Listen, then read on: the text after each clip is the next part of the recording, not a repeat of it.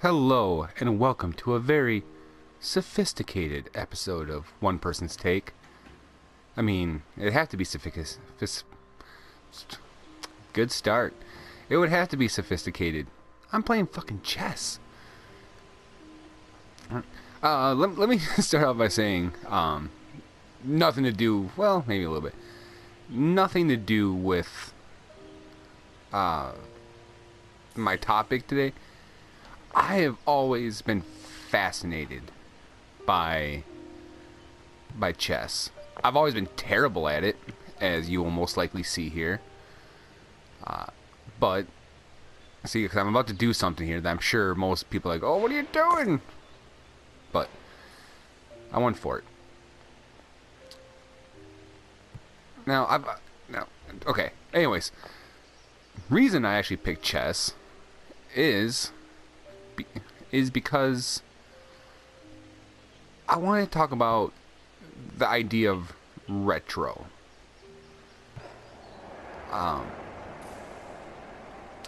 It's a oh boy, here we go.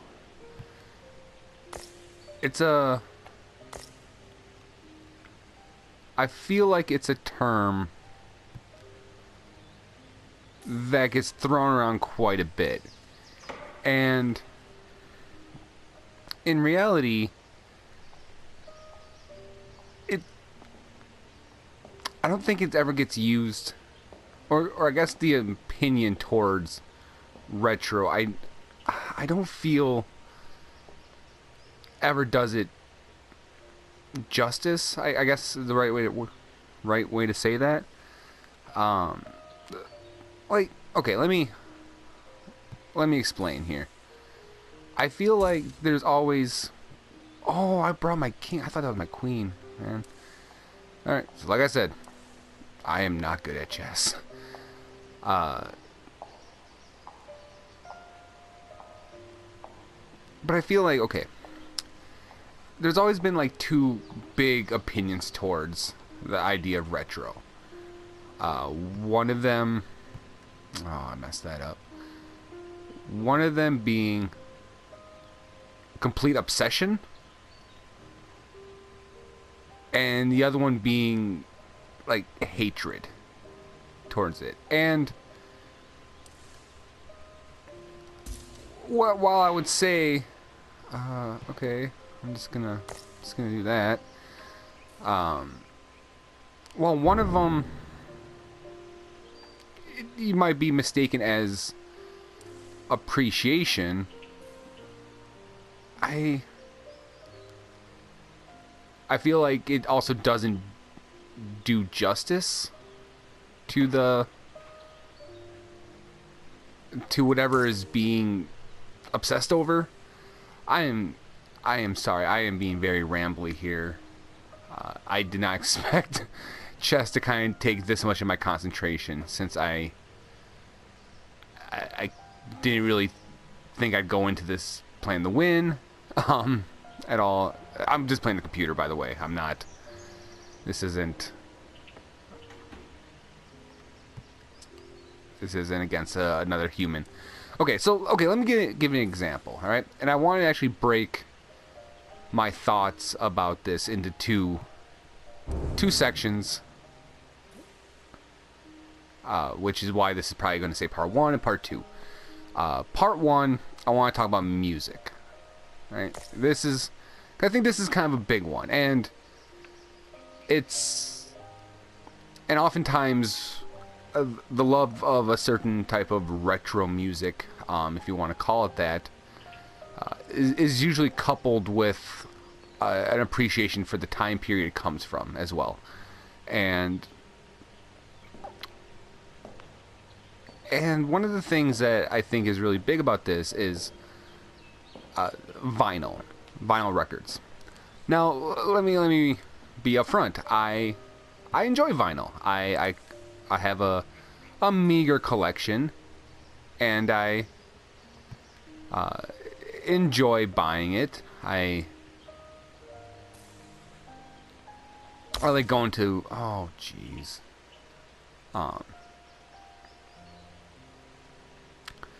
I like going to record stores and and buying some of that stuff, it's a good time. But I also know some people who have such a strong affinity for the style that they have in a way developed a hatred for like other types of formats, you know. And yeah, you can make a case that a vinyl sounds better than like a compressed format or, you know, anything like that, which is fine. Like I get it.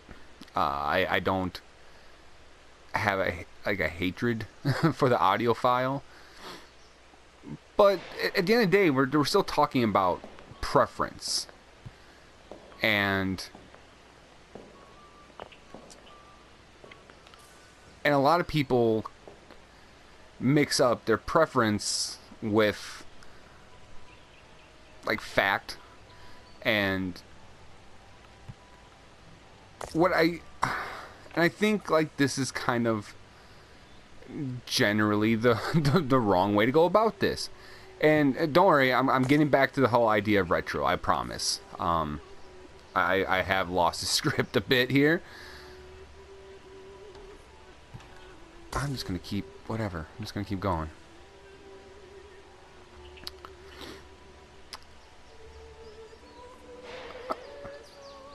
Damn, chess. Damn, this, I don't mean it to be taking this much of my attention. Can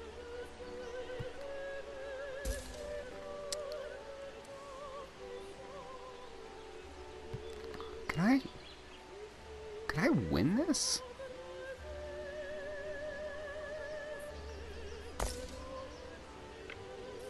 Oh no, not yet.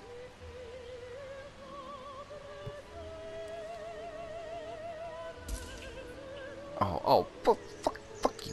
Fuck you. Okay, alright. What I'm trying to get at here, alright, is the proper way. Just forget everything I've been talking about, alright? I'm sorry. This has gotten away from me, and I apologize wholeheartedly. I'm just really into this right now. Oh, fuck you. Okay, basically the point is, when it comes to retro things, you have to recognize that these things are gone, right? We've moved on, in a sense. And oh, you mother lover. Okay, this is where I make a move. This is where I end it.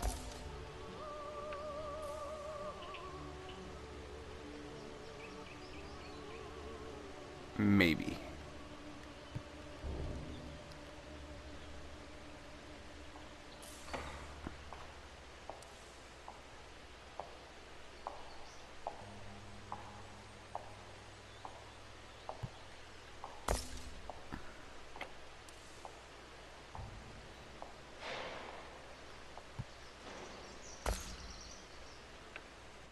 Yeah! Alright. Okay, now that I got that taken care of. 2 frames of thought, okay? When it comes to the idea of retro, right? You have the obsession and the people who hate it with just a burning passion, like hate old things, hate it, can't stand it, right? Now, I will admit that the people who just hate everything old, not very common, right? I don't think. But regardless, a complete hatred or a complete love for something is not the right way to go about this. I'm just gonna let this just play here, all right? Enjoy the overly dramatic swinging of the camera, looking at chess pieces. All right, I feel like a spy movie is about to play out here. Oh, well, that's beautiful, actually. I think the right way to go about looking at retro is these things are gone. We've moved on. New things have come about. We have progressed in taste. We have, I guess maybe progressed isn't the right word. We've moved on from whatever affected society in such a way that made us like something in the past, right? Now, that being said, right, you shouldn't hate what came before. You know, it's not like that did anything to you. You know, vinyl records didn't do anything to the person rocking out with their 10,000 songs on their iPhone, right?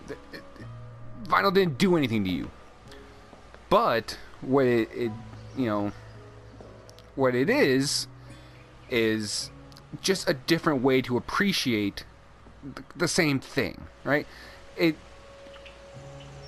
you like vinyl, cool, whatever. Like I said, I like vinyl. For me, I love seeing the big album art. I feel like it's a more invested way to listen to music, since you don't... The process of putting an album on a turntable, dropping a needle, you sitting back, like, you can't passively enjoy a vinyl record. Mostly because, the process of skipping a track takes far much more effort than just hitting a button, like you can on your phone or your MP3 player or whatever device you use. So there's things there that you can appreciate about vinyl that maybe don't exist otherwise. Also, you can use vinyl to get in touch with what it was like, especially if you're younger. I mean, this probably doesn't apply so much for people who actually lived, when vinyl was the only thing around. But you can appreciate how other people enjoyed things, right? Which I think gives you perspective on how you enjoy what is here in today. I think it goes the same thing with like fashion. I see a lot of people who are really into retro fashions at the cost of like hating whatever is today, right? And the truth is that might not be your style, it might be your taste, but it is a direct descendant from the retro stuff that you love, right? You don't appreciate the full scope of it. You stopped at a certain point. You're like, okay, this is it. I ain't moving on, right? And I think we're all guilty of that from time to time. Especially when it comes like the style. For me, I never necessarily moved on from looser fitting jeans and t-shirts, right? I never got into slim fit or skinny anything. Just not for me. But I also don't hate the styles kids wear these days. I don't. Is it for me? No, but I don't have a negative opinion on other people's styles. So, I guess what I'm really trying to say here is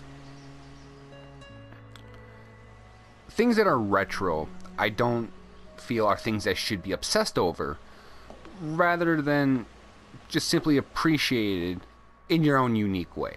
If you dislike the sound of vinyl records, by all means, spin them.